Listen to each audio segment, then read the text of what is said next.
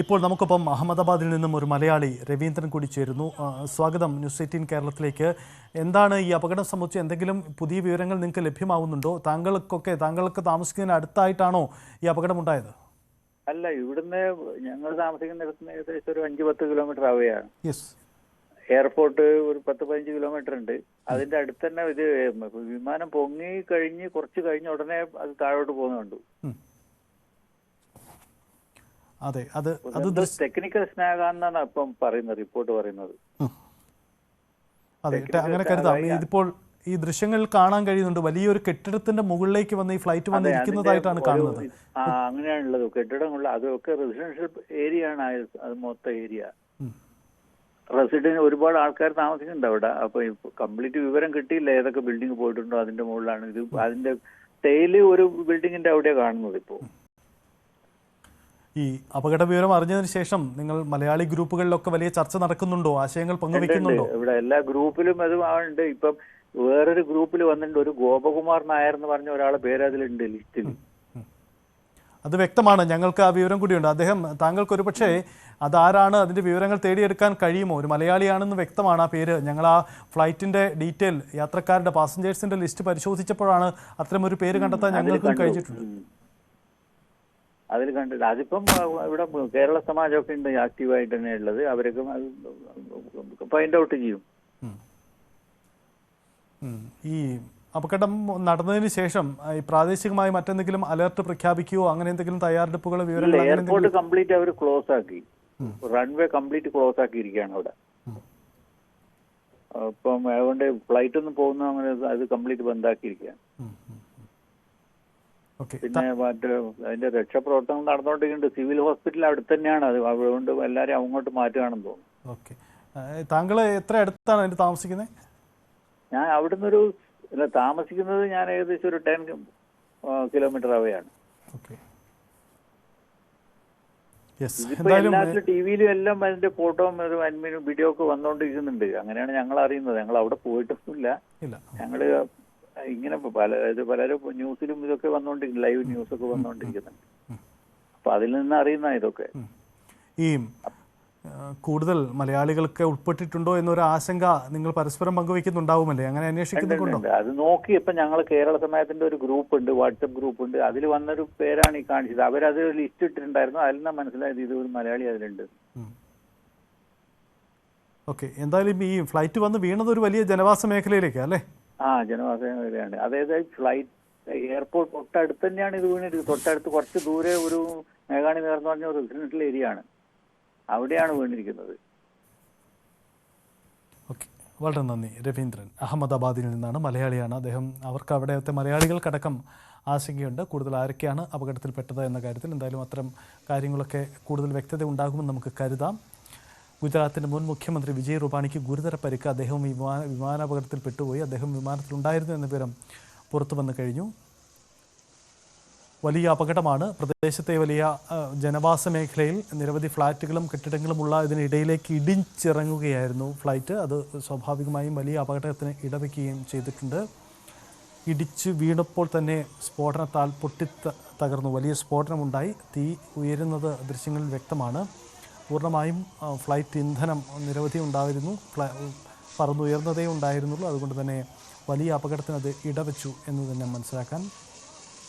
Air India അപകടത്തിൽ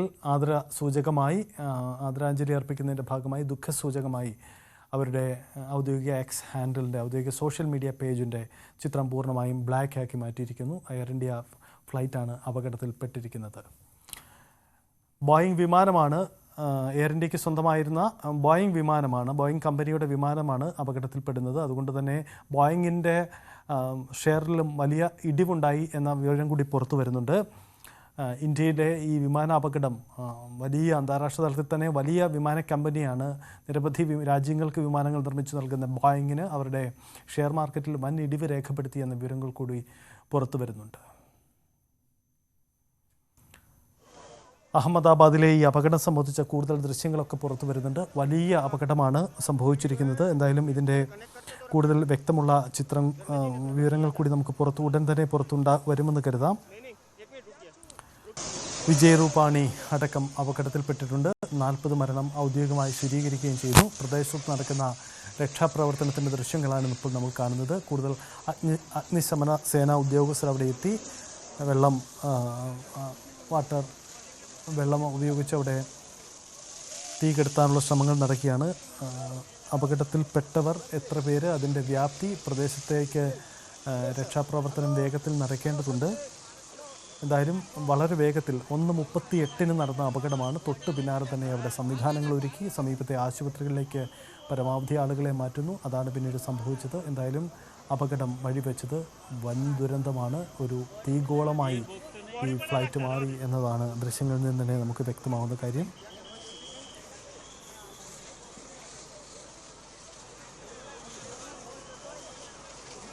ഡോക്ടർമാരുടെ ഹോസ്റ്റലിലേക്കാണ്, അതിന് മുകളിലേക്കാണ് ഇത് തകർന്നു വീണത്. സമീപത്തൊരു ആശുപത്രി ഉണ്ടായിരുന്നു. ആ ആശുപത്രിയിലെ ഡോക്ടർമാരുടെ ഹോസ്റ്റലിന് മുകളിലേക്കാണ് വീണത്. 2-3 മിനിറ്റുള്ളിൽ ഉടൻ തന്നെ ആളുകൾ അവിടേക്ക് പോലീസ് ഓഫീസേഴ്സ് എത്തിച്ചേർന്നു എന്ന വിവരം കൂടി വരുന്നുണ്ട്. അവിടുത്തെ പോലീസിൻ്റെ പ്രാഥമികമായ വിവരങ്ങളൊക്കെയാണ് ഈ തരത്തിൽ പങ്കുവയ്ക്കപ്പെടുന്നത്. എന്തായാലും അപകടം, അതിൻ്റെ വ്യാപ്തി വളരെ വലുതാണ്. ബോയിങ് വിമാനം, എയർ ഇന്ത്യയുടെ ബോയിങ്ങിൻ്റെ ഷെയർ, മുമ്പ് പറഞ്ഞതിൽ ഒരു കാര്യം കൂടി കൂട്ടിച്ചേർക്കാം. ബോയിങ്ങിൻ്റെ ഷെയർ 8% ഇടിഞ്ഞിരിക്കുന്നത്. ഈ വിമാനാപകടം ബോയിങ് വിമാന കമ്പനിയുടെ വിശ്വാസ്യതയെ തന്നെ ചോദ്യം ചെയ്യപ്പെടുന്നു എന്നതാണ്. അങ്ങനെ ബോയിങ്ങിൻ്റെ ഷെയറിൽ 8% ഇടിവ് രേഖപ്പെടുത്തി എന്ന വിവരം കൂടി പുറത്തു വരുന്നുണ്ട്. ഇന്ത്യയിലെ ഈ വിമാന അപകടമാണ് വലിയ വിമാന കമ്പനി ഭീമനായ ബോയിങ്ങിന് ഇത്ര വലിയ നഷ്ടമുണ്ടാക്കിയത് എന്ന് വേണം മനസ്സിലാക്കാൻ.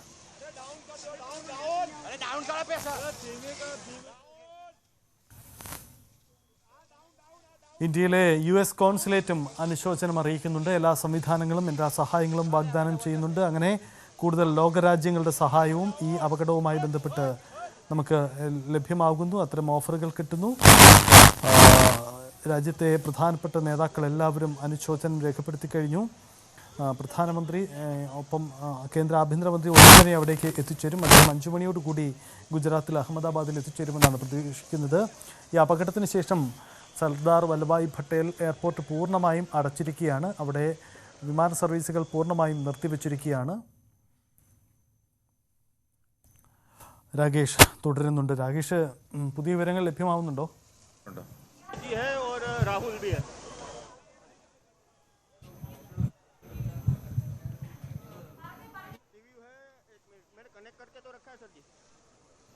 സജിത്ത്, പുതിയ വിവരങ്ങൾ ലഭ്യമായി വരുന്നേ ഉള്ളൂ. ഏതായാലും രക്ഷാപ്രവർത്തനം ഇപ്പോഴും അവസാനിച്ചിട്ടില്ല. രക്ഷാപ്രവർത്തനം തുടരുകയാണ്. കൂടുതൽ ആളുകളെ ആശുപത്രി